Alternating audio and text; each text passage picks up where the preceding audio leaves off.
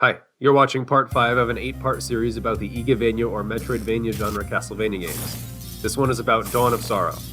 Castlevania Dawn of Sorrow released in 2005 for Nintendo DS. Dawn of Sorrow is a direct sequel to the previous game, Aria of Sorrow, made by mostly the same people. DS games released in the first few years of the system's life have a reputation for being experimental with the system's new features, namely 2 screens, and the bottom one being a touchscreen. Dawn of Sorrow is no exception, despite it being an action platformer perfectly suited to more traditional control schemes. The 2-screen thing is used as more of a convenience.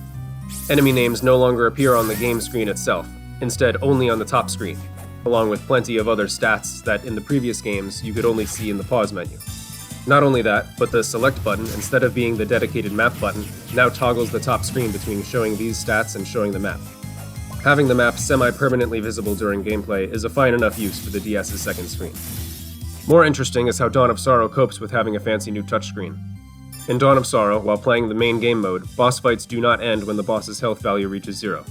Instead, at the end of boss fights, the game stops and a magic seal must be drawn with a particular pattern on the touchscreen. This must be done within a time limit. If the player fails to draw the magic seal to the game's expectations, the boss gains some extra health. The player continues the boss fight and whittles down its health value in order to have another try at the magic seal. This magic seal mechanic has always been the most contentious aspect of Dawn of Sorrow. It's also precisely the sort of mechanic that makes people go, oh, that Castlevania DS trilogy is never getting re-released. Beyond the magic seals, the rest of the game is undeniably solid. After Aria of Sorrow ended up being on average the second easiest game in this series, only beaten by Symphony of the Night, Dawn of Sorrow confidently delivers the type of difficulty that Castlevania is known for. Dawn of Sorrow has the same soul system from Aria, where every enemy has a chance to drop its soul, granting the player character an ability uniquely from that specific enemy. Like any normal rare item drop in an RPG, but a little more Kirby.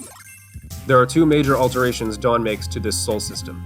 The first is that some soul abilities can level up, requiring you to either randomly obtain or farm multiple of the same soul. If you really love one particular ability, and in the equipment menu it lists a power level of 1/3 or 1/5 or 1/9, you can choose to max out its potential by good old RPG grinding. Luckily, this is not required at all, if all you want is the special item reward for collecting 100% souls. One of each is just fine.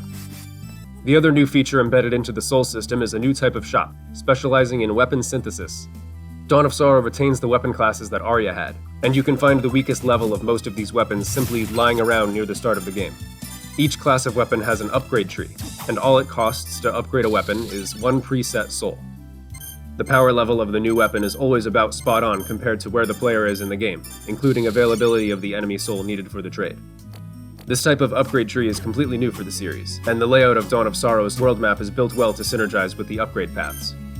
In the first 50 minutes or so of the game, you already have access to 3 warp points that take you back to both the weapon synthesis shop and the normal shop. Just like in Aria, visiting the shop often is encouraged to restock on healing items and to see what new items are for sale. But in Dawn, these trips also include checking in on your weapons and reminding yourself what enemy souls you need for an upgrade. The best wrinkle in this new system is the trade-off between keeping a useful soul ability or giving it up for more raw damage output in the form of an upgraded main weapon. It's good stuff.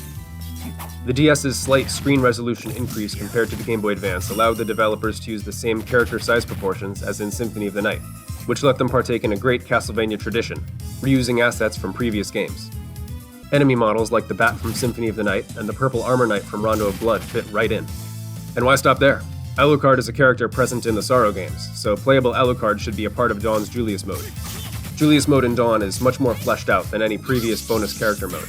You control Julius, Yoko, and Alucard, and can switch between them with 1 button, Castlevania 3 style. This whole mode thematically is like a revival of the Castlevania 3 team. Dawn also expands on the multiplayer options in the series. No co-op mode yet, but on top of the soul trade returning from Aria, Dawn adds an enemy set mode, where you can pack a short gauntlet of challenge rooms with enemies based on what enemy souls you've obtained in your playthrough. You can then send these rooms wirelessly to a friend for them to try. A weird inclusion that most players will likely find no interest in, but for the 1 player out of 1,000 who would love it, it's there. And that's Dawn of Sorrow. Thanks for watching, and subscribe to see the next part, about Portrait of Ruin. Castlevania Portrait of Ruin released only 15 months after Dawn of Sorrow's first release, and was the biggest Igavania Castlevania to date, with the largest game world and 7 playable characters.